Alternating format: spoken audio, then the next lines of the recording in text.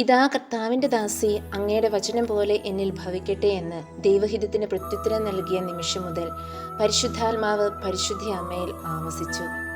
അതോടെ മറിയം വലിയൊരു ദൗത്യം ഏറ്റെടുക്കുകയായിരുന്നു.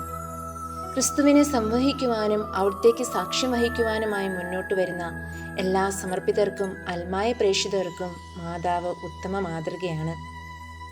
ഇന്നും യേശുനാഥൻ തന്നെ അനുകരിക്കുവാനും അനുഗമിക്കുവാനും മറ്റുള്ളവർക്ക് ശുശ്രൂഷ ചെയ്യുവാനും അവർക്കായി സ്വയം വ്യയം ചെയ്ത് ശൂന്യവൽകൃതരാകുവാനും വേണ്ടി യുവതി യുവാക്കന്മാരെ വിളിക്കുന്നുണ്ട്.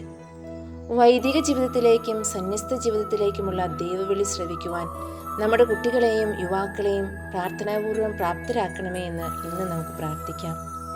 ജന്മപാപമില്ലാതെ ഉത്ഭവിച്ച പരിശുദ്ധ അമ്മേ, പാപികളുടെ സങ്കേതമേ, ഇതാ നിന്റെ സങ്കേതം ഞങ്ങൾ തേടി വന്നിരിക്കുന്നു. ഞങ്ങളുടെ മേലലിവായിരുന്ന് ഞങ്ങൾക്ക് വേണ്ടി തിരുക്കുമാരനോട് പ്രാർത്ഥിക്കണമേ.